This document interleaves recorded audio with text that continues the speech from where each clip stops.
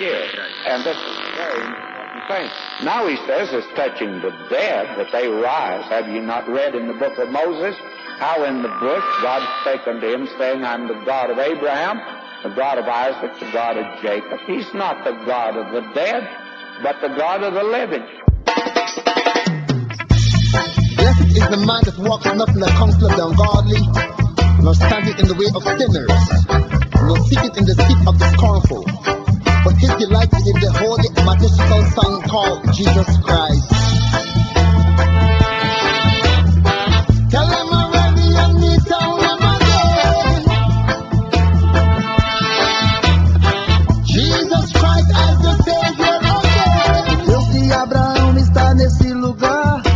O Deus de Abraão nós vamos adorar. O Deus de Abraão está nesse lugar. O Deus de Abraão nós vamos adorar. Vamos adorar a Deus. Vamos adorar ao grande Deus. Vamos adorar a Deus. Vamos adorar ao vivo Deus. O Deus de Abraão, de Isaac e de Jacó. O Deus de Abraão, de Isaac e de Jacó. Ele é Deus, é Deus, o grande Deus, é Deus, o grande Deus.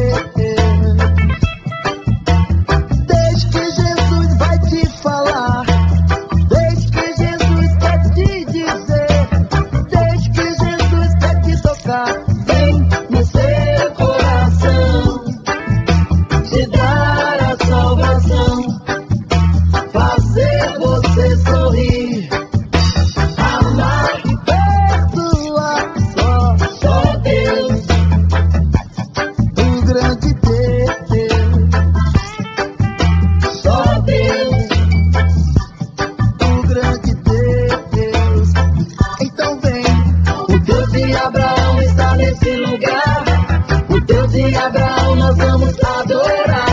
O Deus de Abraão está nesse lugar. Vem ver, o Deus de Abraão nós vamos adorar. David Herbert and Jacob Vieira coming together, glorifying the Holy Father.